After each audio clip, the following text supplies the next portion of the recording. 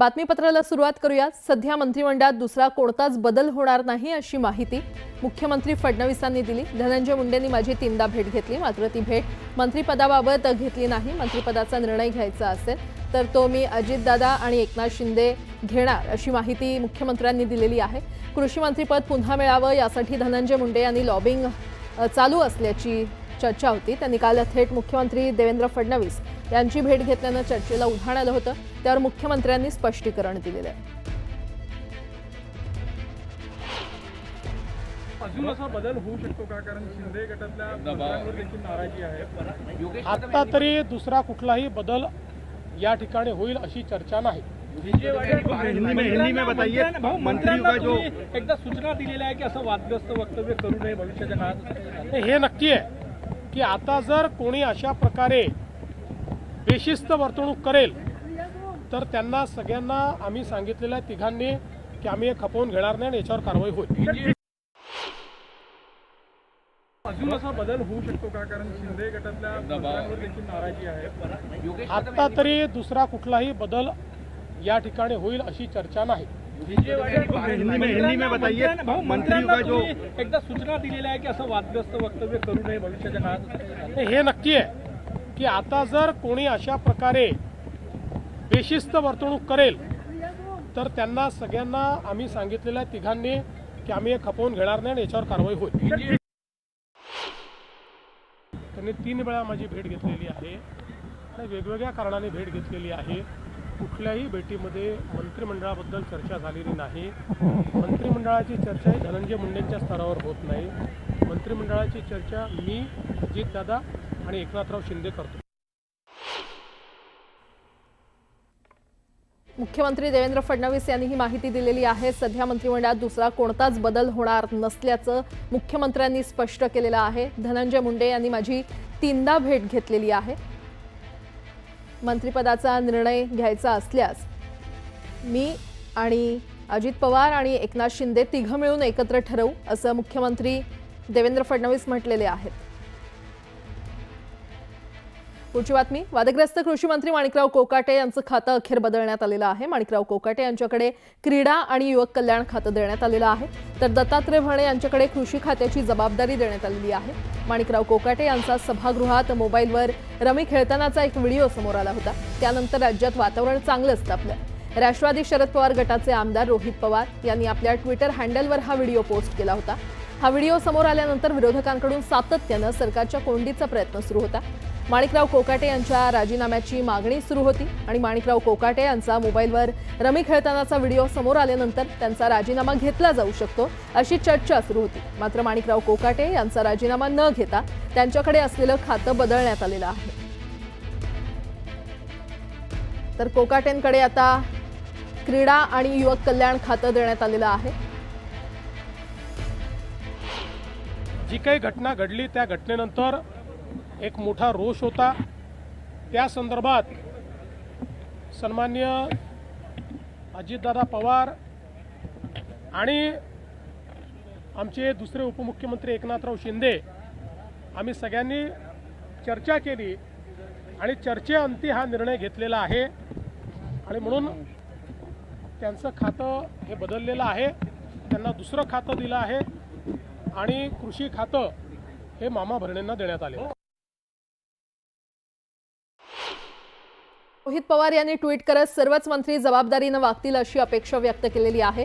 कोणतेही मंत्रिपद ही मोठी जबाबदारी असते आणि त्या पदावरील व्यक्ती जबाबदारीने न वागल्यास, त्या पदाला न्याय न देऊ शकल्यास सर्वसामान्यांना त्याचा फटका बसतो। तसंच काहीसं कोकाटे साहेबांच्या बाबतीत झालं होतं आणि त्याचा फटका सर्वसामान्य शेतकऱ्यांना बसत होता। म्हणूनच त्यांच्या राजीनाम्याची मागणी होती।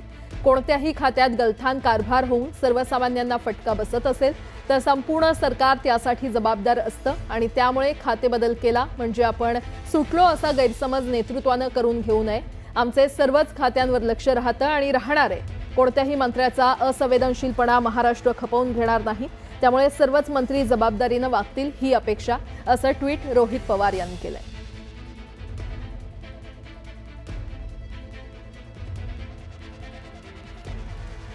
आणि यावरच अंबादास दानवे यांनी कवितेच्या माध्यमातून कोकाटेंवर टीका केलेली आहे, पाहूयात। विकून टाका खेळणे भंगाराच्या गाडीवर, नवे मंत्री देणार पत्त्यांचे कॅट आता डझनावर. शेतकऱ्यांची झाली आता खेळाडूंची उपेक्षा, पदकं नाही रम्मीकडूनच बक्षिसांची अपेक्षा. माफी मागा पुन्हा बरळा, हा फंडा चांगलाय, डर कशाला कोणाचा, बॉस वर्षा बंगल्यावर बसलाय. वेडेवाकडे बोलणे वागणे टिकवी मंत्र्यांचा ताज, आता नको मैदान रम्मी खेळायला बसा महाराज, असं व्यंगात्मक वार दानवेंनी कोकाटेंवर केलेला आहे. आता एक मोठी बातमी. गृहराज्यमंत्री योगेश कदम यांच्या आईच्या नावावर असलेल्या सावली बारवर मोठी कारवाई करण्यात आलेली आहे. सावली बारचं लायसन्स योगेश कदम यांच्याकडून सरेंडर करण्यात आलेलं आहे. लायसन्स सरेंडर केल्यानंतर ते रद्द करण्याचा निर्णय घेण्यात आलेला आहे. योगेश कदम यांच्या आईंच्या नावानं ऑर्केस्ट्रा बारचं लायसन्स असल्यामुळे त्यांचं गृहराज्यमंत्रीपद अडचणीत आलं होतं. तसंच बारमध्ये जेवण आणि मद्य सर्व्हिस करण्याकरता 2 महिने बंदी घालण्यात आली आहे. यानुसार बारची पूर्ण मान्यता रद्द होणं ही प्रक्रिया अजून पूर्ण झाली नसून बारचा गुमास्ता, अन्न औषध परवाना, मद्य परवाना हे अजून रद्द झालेलं नाहीये. गृहराज्यमंत्र्यांच्या आईच्या नावावर बारचं लायसन्स असल्याचा प्रश्न आमदार अनिल परब यांनी विधिमंडळात उपस्थित केला होता. या संदर्भात त्यांनी कागदपत्र देखील दाखवली होती. मुख्यमंत्र्यांनी योगेश कदम यांचा राजीनामा घ्यावा म्हणून परब आक्रमक झाले होते.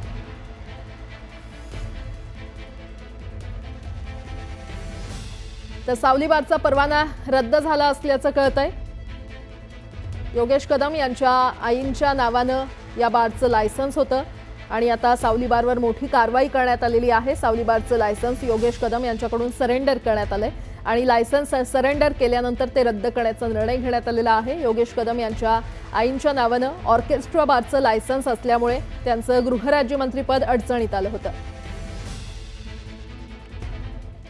आणि आता पुढची बातमी पाहूयात. आपल्या पक्षातील मंत्र्यांवर आलेले गंडांतर आणि वादात सापडलेल्या आमदारामुळे उपमुख्यमंत्री अजित पवार आता सावध झालेले आहेत. पक्षात नव्यानं येणाऱ्या कार्यकर्त्यांना दादांनी सल्लावजा सूचक इशाराच दिलाय.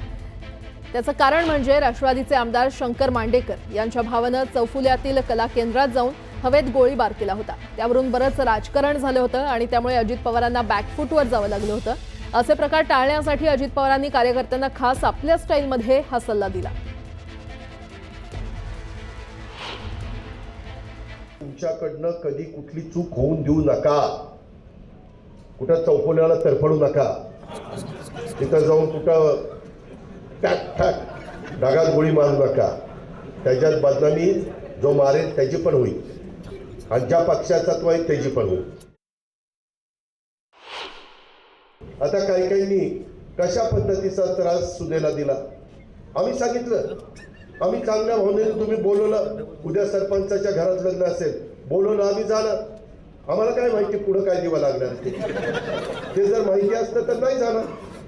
एक माणूस की लक्षात ठेवा ना बाबांनो. जातीचा, पातीचा, नात्याचा, गोत्याचा विचार न करता जातीय सलोखा ठेवा. हे शिवशाहू फुले आंबेडकरांची विचारधारा आहे. नाईलाजानं मला हिंजवडीमध्ये काही कठोर निर्णय घ्यावे लागत असल्याचं सांगत उपमुख्यमंत्री अजित पवार यांनी पुन्हा एकदा हिंजवडीमध्ये रस्ते रुंदीकरण करणार हे स्पष्ट केलंय. काही दिवसांपूर्वी त्यांनी हिंजवडी गावचे सरपंच गणेश जांभुळकर यांना खडेबोल सुनावलेले होते. त्यावर गणेश जांभुळकर यांनी हिंजवडीच्या विकास कामांना आमचा विरोध नाही, मात्र आम्हाला विचारात घेतलं जात नाही, केवळ IT अभियंता यांनाच विचारात घेतलं जातं असं सांगत रस्ते रुंदीकरणाबाबत गावकऱ्यांची मानसिकता नकारात्मक असल्याचं सूचित केलं होतं. त्यामुळे हिंजवडी ग्रामस्थ आणि प्रशासनातील वाद वाढण्याची शक्यता वर्तवली जाते. विश्वास आम्हाला घेतलं जात नाही ना. आम्ही त्यामुळे तेच आमची वर्ड आहे ना की आम्ही दादाला पाचला तिथे भेटायला गेलो. ते जाऊन थांबलो. दादा साला नाही कळलं आम्हाला की आम्हाला कुठं टायमिंग भेटत नाही. म्हणून आम्ही दादाला एक गावातच दादाला आपण शोधू, गाठवू आणि दादा संग थोडी चर्चा करू गावच्या संदर्भात, जे रुंदीकरणासंदर्भात. त्यामुळे दादाला ते भेटायला गेलो होतो. दादा आम्हाला काही विश्वास घेत नाही. दादाचं काय आहे, ITN दादाला काय ते वेगळं सांगतात आणि त्या ITNचं ऐकूनच दादाचं थोडं हे झालेलं आहे. दादाच्या आमच्याबद्दल चुकीचा मेसेज गेलेला आहे की ग्रामपंचायतीत विकासाला आडी येते. आज कुठं विकासाला आम्ही आडी येत नाही.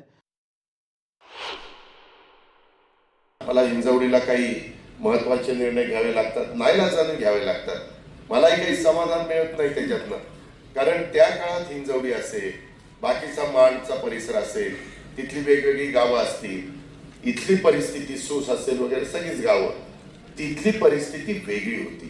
ती गावं होती.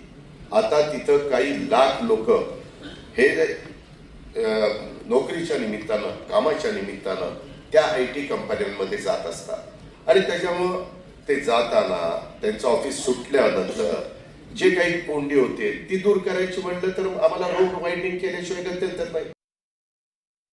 शिवसेना प्रकरणाची सुनावणी तात्काळ घेण्यास सुप्रीम कोर्टानं नकार दिलेला आहे. ज्येष्ठ वकील देवदत्त कामत यांनी तात्काळ सुनावणी घेण्याची विनंती सर्वोच्च न्यायालयात केली होती, मात्र न्यायालयानं सुनावणी करण्यास नकार दिलाय. यापूर्वी 20 ऑगस्ट रोजी सुनावणी होणार होती, मात्र अन्य प्रकरणाची सुनावणी त्या दरम्यान असल्यानं शिवसेना प्रकरणाची सुनावणी सप्टेंबरपर्यंत पुढे ढकलण्यात आली आहे आणि त्यामुळे स्थानिक स्वराज्य संस्थांच्या निवडणुकीच्या पार्श्वभूमीवर सुनावणी घेण्याची मागणी उबाठा पक्षाकडून करण्यात आली होती.